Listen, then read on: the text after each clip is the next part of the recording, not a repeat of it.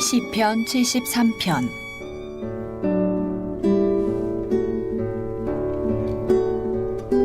하나님이 참으로 이스라엘 중 마음이 정결한 자에게 선을 행하시나 나는 거의 넘어질 뻔하였고 나의 걸음이 미끄러질 뻔하였으니 이는 내가 악인의 형통함을 보고 오만한 자를 질투하였음이로다.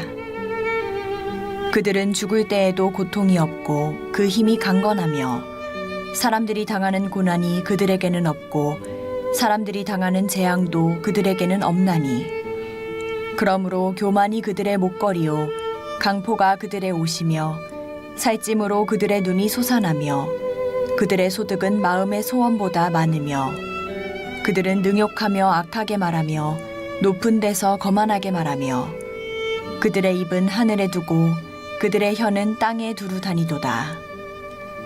그러므로 그의 백성이 이리로 돌아와서 잔에 가득한 물을 다 마시며 말하기를 하나님이 어찌알랴 지존자에게 지식이 있으랴 하는도다. 볼지어다 이들은 악인들이라도 항상 평안하고 재물은 더욱 불어나도다. 내가 내 마음을 깨끗하게 하며 내 손을 씻어 무죄하다 한 것이 실로 헛되도다. 나는 종일 재난을 당하며 아침마다 징벌을 받았도다. 내가 만일 스스로 이르기를 내가 그들처럼 말하리라 하였더라면 나는 주의 아들들의 세대에 대하여 악행을 행하였으리이다. 내가 어쩌면 이를 알까 하여 생각한즉 그것이 내게 심한 고통이 되었더니 하나님의 성소에 들어갈 때에야 그들의 종말을 내가 깨달았나이다. 주께서 참으로 그들을 미끄러운 곳에 두시며 파멸에 던지시니 그들이 어찌하여 그리 갑자기 황폐되었는가 놀랄 정도로 그들은 전멸하였나이다. 주여 사람이 깬 후에는 꿈을 무시함같이 주께서 깨신 후에는 그들의 형상을 멸시하시리이다. 내 마음이 산란하며 내 양심이 찔렸나이다. 내가 이같이 오매 무지함으로 주 앞에 짐승이오나 내가 항상 주와 함께하니 주께서 내 오른손을 붙드셨나이다. 주의 교훈으로 나를 인도하시고 후에는 영광으로 나를 영접하시리니 하늘에서는 주 외에 누가 내게 있으리요 땅에서는 주밖에 내가 사모하리 없나이다. 내 육체와 마음은 쇠약하나 하나님은 내 마음의 반석이시요 영원한 분기시시라. 무릇 주를 멀리하는 자는 망하리니 음녀같이 주를 떠난 자를 주께서 다 멸하셨나이다. 하나님께 가까이 함이 내게 복이라. 내가 주 여호와를 나의 피난처로 삼아 주의 모든 행적을 전파하리이다. 오늘도 이 하루의 첫 시간 하나님 품에 나오신 여러분 모두를 주님의 이름으로 축복하고 또 환영합니다. 오늘 시편 73편을 통해서 하나님 우리에게 주시는 놀라운 영적인 만나가 있습니다. 이 영적인 양식을 통해서 오늘 한날의 삶, 하나님 은혜 안에서 승리하는 축복의 한날이 되기를 간절히 바랍니다. 우리가 신앙생활하면서 시험에 빠지지 않고 살면 참 좋을 텐데 그런데 우리가 신앙생활 하다 보면 우리의 생각과는 다르게 낙심이 될 때도 있고 또 이런저런 일로 인해서 시험에 빠져서 우리 마음도 흔들리고 생각도 흔들리고 삶도 흔들릴 때가 있죠. 어떨 때 그러는가? 오늘 시편 73편 보게 되면 우리가 시험에 빠지는 이유, 그 시험에 빠지는 이유가 뭔지 거기에 관련된 부분이 나와요. 시인도 시험에 빠진 적이 있다. 뭐 때문에 시험에 빠졌을까? 오늘 들여다보니까 1절로 3절이 그 내용이 나오는데요. 1절로 3절 함께 읽어봅니다. 하나님이 참으로 이스라엘 중 마음이 정결한 자에게 선을 행하시나 나는 거의 넘어질 뻔하였고 나의 걸음이 미끄러질 뻔하였으니 이는 내가 악인의 형통함을 보고 오만한 자를 질투하였음이로다. 아멘. 놀라운 말씀이죠. 하나님은 참으로 이스라엘 중에서 마음이 정결한 자에게 선을 행하시는 분이시다. 이 믿음이 여러분 가운데 있기를 간절히 바랍니다. 마음이 정결한 자가 행복하다 그랬어요. 하나님의 나라가 그들의 것이라 주님 말씀하여 주셨는데 마음이 정결한 자들, 이스라엘 중에서, 즉 하나님의 택함 받은 백성들 중에서 마음이 정결한 자들에게는 하나님이 언제나 선을 베풀어 주시는 분이에요. 그런데 하나님이 이렇게 놀라운 선을 베풀어 주시는데도 불구하고 내가 그만 넘어질 뻔했다는 거예요. 자, 넘어질 뻔했다고 하는 거는 내 육체가 미끄러져서 넘어질 뻔했다는 얘기가 아니고 내 영혼이, 내 삶이 하나님이 이렇게 내게 선을 행하여 주시는 그 과정 속에서도 내가 시험에 빠져서 그만 넘어질 뻔했고, 그리고 내 걸음이 미끄러질 뻔했다. 왜 이런 안타까운 상황에 내가 처해질 뻔했을까? 그 이유가 나와요. 그 이유는 바로 뭐냐면, 한번 따라해보세요. 질투 때문에 했다. 질투. 뭐에 대한 질투? 악인의 형통함을 보고 내 마음이 질투함이 생겨서, 그래서 하나님이 내게 선을 행하고 베풀어 주고 계신데 그 상황 속에서도 그만 내 걸음이 넘어질 뻔했다는 거죠. 여러분, 이 질투는 일만 악의 근원이 돼요. 가만히 보세요. 창세기에 보게 되면 가인이 자기 동생 아벨을 쳐 죽이잖아요. 얼마나 끔찍한 형제간의 사건입니까? 자기 동생을 쳐 죽여요. 인류 최초의 살인마가 되게 되는데 왜 동생을 죽이게 되었을까? 하나님 앞에 예배하고 제사하다가 하나님이 가만히 보니까 자기 동생과 자기 동생의 재물은 연락하시고 자기와 자기 재물은 연락하지 않는 모습을 보고 마음에 뭐가 생겼어요? 질투하는 마음이 생겼어요. 질투하는 마음. 그래가지고 저놈의 자식이 안 되겠다. 언젠간 내가 해하리라. 작정을 하고 또 작정을 하지 않았겠어요? 그래서 기회가 왔을 때 자기 동생을 쳐 죽이는 인류 최초의 살인마가 돼요. 뭐 때문에 그랬어요? 질투심 때문에. 질투심. 여러분, 왜 사촌이 땅을 샀는데 왜 배가 아파요? 뭐 때문에 그래요? 질투심 때문에 그렇잖아요. 남이 잘 되면 참 진심으로 축하해 주면 좋은데 그렇지 않아요. 속으로는 질투심이 그래서 자랑하는 사람 잘 됐다고, 우리 자녀가 잘 됐다고, 우리 가정이 잘 됐다고 그렇게 말하는 사람, 그 사람 미워요. 뭐 때문에 그래요? 질투심 때문에. 질투심 때문에. 신앙생활하면서도 이 질투심을 잘 우리가 제어해야 돼요. 그렇지 않으면은 이 질투심 때문에 다 무너져 버린단 말이에요. 특별히 성도들이 믿음의 길을 걸어가고 경건한 삶을 살아가면서 누구에 대하여 질투심과 시기심이 생기냐면은 믿지 않는 세상 사람들. 시편은 그걸 악인이라고 그러죠. 왜냐하면 믿음으로 살지 않기 때문에 그들의 행하는 모든 일들이 육체의 욕망을 따라 살아갈 수밖에 없어요.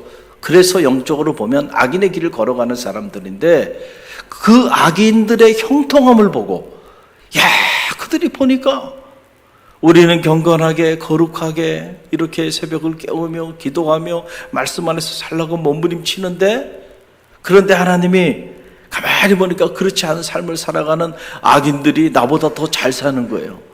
그들이 하는 사업체가 더 번성하고 그들의 자녀들이 더 잘 되는 것 같고, 그들이 세상 안에서 보니까 좋은 지위는 다 취하고 항상 승승장구하고 참 정치적인 수완도 뛰어나고 처세술도 뛰어나고 수단과 방법을 가리지 않고 그냥 다 좋은 것들은 다 취하면서 사는 걸 보니까 이렇게 살아야 되는가? 마음에 낙심이 되고요. 그리고 마음에 무슨 마음이 들어요? 악인들의 형통함, 악인들이 잘 되는 모습을 보고 질투심이 생겨. 그래서 어떤 이들은 이렇게 살 바야. 그러고는 믿음의 길을 스스로 떠나고 자신들도 악인들이 그 흥황함을 보고 악인들의 그 형통함을 보고 그걸 따라 그 길을 걸어간다는 거예요. 그 악인들의 형통함, 오늘 시인의 마음을, 시인의 걸음을 넘어뜨릴 뻔하고 무너뜨릴 뻔 해서 시험에 빠지게 만들었던 악인들의 형통함의 모습이 오늘 쫙 나와요. 여러분 그 내용이 4절로 9절인데 이 내용을 보면 질투심이 생길 만도 해요. 질투심이. 여러분 한번 보세요. 4절로 9절 말씀입니다. 함께 읽습니다. 그들은 죽을 때에도 고통이 없고 그 힘이 강건하며 사람들이 당하는 고난이 그들에게는 없고 사람들이 당하는 재앙도 그들에게 없나니 그러므로 교만이 그들의 목걸이요 강포가 그들의 옷이며 살찜으로 그들의 눈이 솟아나며 그들의 소득은 마음의 소원보다 많으며 그들은 능욕하며 악하게 말하며 높은 데서 거만하게 말하며 그들의 입은 하늘에 두고 그들의 혀는 땅에 두루 다니도다. 자기들이 이러고 살고 있으니까 여러분 그 모습을 보는데 어떻게 마음에 질투하는 마음이 생기지 않을 수 있겠는가? 가만히 보니까 그들은 죽을 때에도 고통 없이 죽는 것 같아. 그리고 언제나 그들의 힘은 강건해요. 그리고 사람들이 당하는 고난이 그들에게는 없는 것 같아. 그리고 그 사람들에게 재앙도 없는 것 같고 그들은 언제나 교만해. 그러면서 자기를 뽐내면서 그렇게 살아가요. 그들의 교만이 그들의 목걸이고 강포가 그들의 옷이고 살찜으로 그들의 눈이 솟아나며 그들의 소득은 그들이 원했던 마음의 소원보다 더 많다는 거예요. 그러니까 여러분, 야, 악인들이 그러고 사니까 그 모습을 보고 믿음의 길을 걸어가는 하나님의 자녀들이 마음에 불편한 거예요. 야, 하나님을 알지 못하고 저렇게 악한 길을 걸어가는 사람들이 저렇게 승승장구하면서 저렇게 잘 사는데 부럽기도 하고요. 그 부러워하면서 마음에 시기와 질투심이 생기고 그러면서 내가 지금 이렇게 사는 게 잘 사는 건가? 이런 생각도 들기 시작하고 그러면서 어느 순간에 마음속에 결심들을 하죠. 내 자식만큼은 이렇게 키우지 말아야 되겠다. 그러고는 스스로 우리 자녀들을 악인의 길을 걷게 만들어버려요. 너 수단과 방법을 가르치지 말고 수단과 방법을 가르치지 말고 언제나 네가 원하는 거 네가 취하는 거 누리며 살아. 자식들에게 믿음의 길을 가는 우리 성도들이 자신들이 살아온 삶에 대한 자존감이 없어요. 자신들이 살아온 믿음의 길에 대한 확신이 없고 믿음의 삶에 대한 가치를 스스로 본인이 가치 절하하고 자기 마음 깊은 곳에서부터 이건 아닌데 라고 생각을 해버리고 나니까 자식들에게는 이 길을 걷지 말아라. 그리고는 악인들의 길을 걸어가게끔 그렇게 성전 밖으로 내몰고 믿음의 길 밖으로 내어모는, 그래서 한국교회 다음 세대가 지금 다 무너져 버린 거예요. 부모님은 장로님이에요. 부모님은 권사님이에요. 집사님이고 교회 성도인데 그 자녀들은 보이질 않아요. 신앙이 전수가 되지 않는 이런 안타까운 일들이 일어나고 있다. 그 얼마나 자기 인생도 불행한 거고 자기 자녀들의 인생은 더 불행한 길로 밀어넣는 어리석은 믿음의 부모의 길을 걸어가게 되는 거죠. 시험에 빠지면 이렇게 되는 거예요. 그 시험에서 빨리 헤어나오지 않으면. 할렐루야, 할렐루야. 그 시인이 이 악인들의 이 형통함 때문에 그렇게 안타까웠어요. 그런데 그가 늦게야 깨닫게 됐어요. 하나님의 성소에 들어가 보니까 깨달음이 온 거예요. 그때 뭘 깨달았을까요? 악인들이 영구히 장구히 그렇게 형통한 줄 알았는데 알고 보니까 그게 아니었어요. 결국 여러분 사필 규정이라 그랬잖아요. 틀림이 없습니다. 악한 방법으로 그렇게 좋은 것들을 취했습니까? 그것이 결국 화가 돼서 돌아올 겁니다. 틀림이 없어요. 왜냐하면 하나님은 공의로우신 분이시기 때문에 그렇습니다. 그래서 언제나 우리가 선을 심어야 돼요. 그리고 선을 심을 때 선을 향하다가 낙심하지 말지니 때가 이르면 거두리라 그랬잖아요. 할렐루야. 자, 그래서 오늘 말씀을 보게 되니까, 자, 17절로 19절 보게 되니까 놀라운 말씀이 나오죠. 깨달음이 온 겁니다. 17절로 19절 함께 읽어봅니다. 하나님의 성소에 들어갈 때에야 그들의 종말을 내가 깨달았나이다. 주께서 참으로 그들을 미끄러운 곳에 두시며 파멸에 던지시니 그들이 어찌하여 그리 갑자기 황폐되었는가 놀랄 정도로 그들은 전멸하였나이다. 아멘. 악인의 길은 반드시 이렇게 망하는 거예요. 그리고 의인의 길은 형통한다는 거예요. 이게 시편 전편의 영적인 주제 아니에요. 복 있는 자, 누가 복 있는 자냐?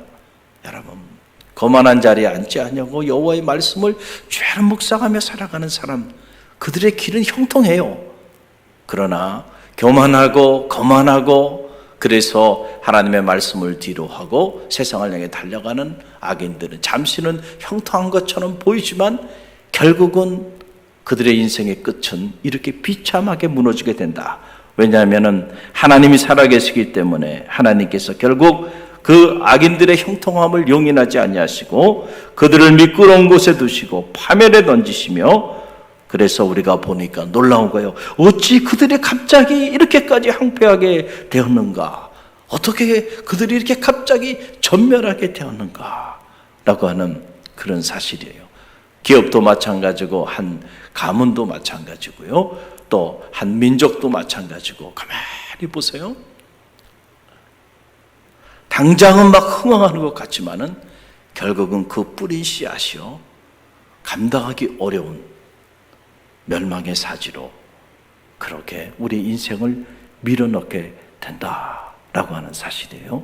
우리가 언제나 선한 마음을 가지고 그렇게 하나님의 뜻 가운데서 그렇게 꿈을 이루어야지, 여러분, 수단과 방법을 가지지 않고 꿈을 이루게 되면 그 이룬 꿈이 우리에게 축복이 되고 행복이 되는 게 아니고 오히려 그것이 우리의 인생을 무너뜨리는 파멸로 가져가게 하는 그런 무서운 재앙이 될 수 있다라고 하는 사실이에요. 할렐루야. 우리는 흔히들 자리가 사람을 만든다, 이런 말들 하잖아요. 이게 참 무서운 말이에요. 그 사람이 어떤 사람인지 무조건 좋은 자리, 빛나는 자리에 그 사람이 딱 앉으면 사람이 그렇게 빛난다, 이런 말을 하는 거예요. 그러니까 수단과 방법을 가리지 않고 높은 자리에 내가 앉기만 하면, 내가 정권을 잡기만 하면, 그러면 다 모든 게 다 달라질 거라고 생각하는 거죠. 얼마나 끔찍한 일이에요? 그렇지 않아요. 한국의 근대사를 봐도 마찬가지잖아요. 잠시 권력을 잡지만은 결국 그 끝이 비참하게 무너져 내리게 되잖아요. 의롭지 않은 과정들은요, 결국 그것이 그런 열매를 가져오게 돼요. 한 민족의 역사도 마찬가지고, 공동체 역사도 마찬가지고, 가정도 마찬가지예요. 의롭지 않은 방법으로 갑자기 여러분의 가정에 재산이 많이 생겼습니까? 그 재산 가지고 남편이 뭐하러 돌아다니고, 그 재산 가지고 아내가 뭐하고 돌아다니겠어요? 보지 않아도 뻔하다는 거예요. 결국 그 가정은요, 육체의 욕망을 따라 그 많은 재산 때문에 마음도 무너지고 몸도 무너지고 가정도 파괴되고 많은 거예요. 여러분, 틀림이 없어요. 그런 걸 부러워하지 말라. 그 시인이 성소에 들어가서 다 깨달음이 오는데 보니까, 악인들이 형통하는 걸 보고 내가 그렇게 시기하고 질투하면서 부러워했는데 결국 알고 보니까 하나님께서 그들을 이렇게 놀랍게 파멸의 경지에 그들을 던져버리시는구나. 그걸 깨달았어요. 그리고 난 다음에 시인의 결론은 뭡니까? 그러기 때문에 시인이 결론을 이렇게합니다. 27절로 28절에 함께 읽어봅니다. 무릇 주를 멀리하는 자는 망하리니 음녀같이 주를 떠난 자를 주께서 다 멸하셨나이다. 하나님께 가까이 함이 내게 복이라. 내가 주 여호와를 나의 피난처로 삼아 주의 모든 행적을 전파하리이다. 아멘. 놀라운 말씀이죠. 주를 멀리하는 자는 반드시 망한다. 그러나 주를 가까이 하는 자가 복이 있다. 할렐루야. 할렐루야. 여러분, 이 믿음이 여러분 가운데 흔들리지 않기를 간절히 바랍니다. 주를 가까이 하는 자에게 하나님이 우리가 경험하지 못했던 하늘의 놀라운 비밀들을 우리 가운데 허락하여 주신다는 거예요. 그래서 성 어스틴이라고 하는 위대한 초대교회 교부는 하나님이 우리 피조물인 우리 인간을 하나님을 향하도록, 우리의 마음이 하나님을 향하도록 창조하셨다는 거예요. 그런데 그 하나님을 향하지 않고 우리가 하나님께 등을 돌릴 때 우리의 삶의 불행이, 우리의 삶의 어두움이, 우리의 삶의 불안이, 우리의 삶의 두려움이, 우리의 삶의 재앙이 내리게 되었다. 그래서 나는 당신 밖에서 한순간도 행복하지 않았다는 거예요. 평안하지 않았다는 거예요. 하나님 품을 떠나서 그가 세상적으로 그렇게 수사학자가 되고 만유교의 신봉자가 되고 하나님 품을 떠나서 그렇게 승승장구할 때 자기 마음의 그 영혼 속에는 한순간도 안식이 없었다는 거예요. 왜냐하면 우리는 우리의 마음이 하나님을 향하고 하나님을 바라고 하나님을 생각하고 그리고 하나님을 경험할 때 비로소 행복하게 살아갈 수 있도록 빚어진 인생이기 때문에 그렇다는 거예요. 하나님 안에서만 진정한 의미의 안식이 있는 거예요. 행복이 있는 거예요. 오늘 우리가 문명의 이 길을 다 구가하면서 인류사 이래에 그 어느 때보다도 우리가 문명의 이 길을 다 누리며 살아가는데 왜 현대인들의 삶의 자리 안에 참 행복한 그런 행복에 젖어드는 그런 삶의 모습을 보지 못하고 내면은 다 황폐돼서 두려워하고 불안해하고 좌절과 절망 속에서 그렇게 스스로 목숨을 끊고 그렇게 갈등하고 그렇게 불행하게 살아가나요? 그 이유가 어디 있는가? 오늘 우리가 과연 우리의 마음이 하나님을 향하고 있는가? 우리가 정말로 하나님을 가까이 하고 있는가? 우리 자신을 점검해보는 그런 지혜가 있기를 간절히 바랍니다. 여호와께서 우리의 피난처가 되시니 어떤 환난이 오고 어떤 고난이 닥친다 할지라도 우리가 하나님을 가까이 하기만 한다고 한다면 이 위기는 반드시 기회가 되고 이 고난 속에서도 감사할 수 있고 이 재앙 속에서도 하나님의 섭리를 깨닫고 오히려 하나님께 영광을 돌리는 이런 환경을 초월하는 위대한 믿음의 역사들이 벌릴 듯 일어나게 될 줄로 믿습니다.